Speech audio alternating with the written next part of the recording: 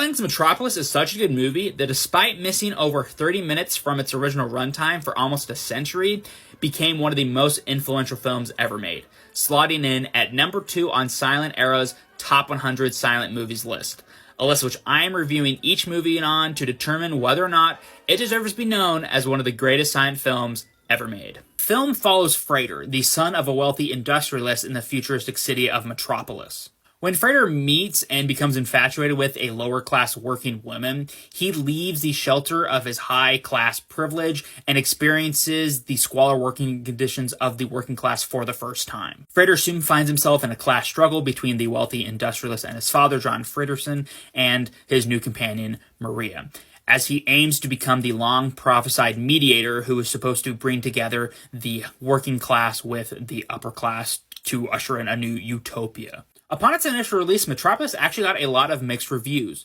Critics universally praised the film for its pioneering special effects and creative science fiction settings, but a lot of critics had an issue with the story. While, of course, some right-leaning critics did dismiss it based on its communist underpinnings and its constant discussion of class struggle, a lot of critics actually thought that the story was simplistic. One factor playing into these mixed reviews was the fact that once Metropolis was initially released in Germany, running at 2 hours and a half, it was subsequently cut down for re-release and international distribution to about an hour and a half. This under 2-hour cut of the film kept most of the important plot points intact, but it gutted a lot of the important character motivations, especially that of the mad scientist. Luckily for us, after decades of only having a shortened down version of Metropolis, 2 Argentinian film archivists were able to find a complete 16mm print of the film. Using the Argentinian print of the film, restorationists were able to restore and insert these missing scenes back into Metropolis.